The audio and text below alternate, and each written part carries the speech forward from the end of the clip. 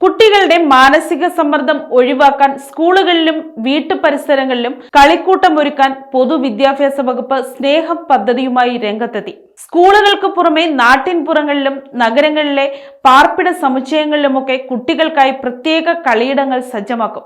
ആഴ്ചയിൽ 2 sports period പൂർണ്ണമായും കുട്ടികൾക്ക് കളിക്കാനായി വിട്ടുകൊടുക്കണമെന്ന് സ്കൂളുകൾക്ക് കർശന നിർദ്ദേശം നൽകും.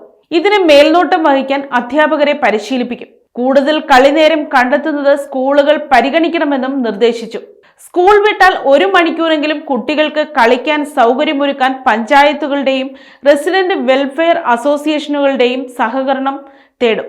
കുട്ടികളുടെ അവകാശം മാനിക്കാനും അംഗീകരിക്കാനും രക്ഷിതാക്കളെ ബോധവൽക്കരിക്കും. 1 മുതൽ 9 വരെ ക്ലാസ്സുകളിലെ കുട്ടികൾക്കായി ആരംഭിക്കുന്ന സ്നേഹം പദ്ധതിക്ക് മാർഗരേഖ രൂപവൽക്കരിക്കാൻ പൊതുവിദ്യാഭ്യാസ സെക്രട്ടറി കെ വാസുകി വിളിച്ചു ചേർത്ത യോഗത്തിൽ ധാരണയായി. ശാരീരിക മാനസിക സമ്മർദ്ദങ്ങൾ കുറയ്ക്കാൻ കളിനേരം സഹായിക്കും. ഇടപഴകൽ വഴി സൗഹൃദവും കൂട്ടായ്മയും ഉറപ്പാക്കി സാമൂഹിക അവബോധം വളർത്താം. തോൽക്കാൻ പഠിക്കാനും വിജയത്തിലേക്ക് കുതിക്കാനുള്ള മനോഭാവവും ശീലവും വളർത്താൻ കളിക്കൂട്ടം സഹായകരമാകും. News desk, Kottarakkara media.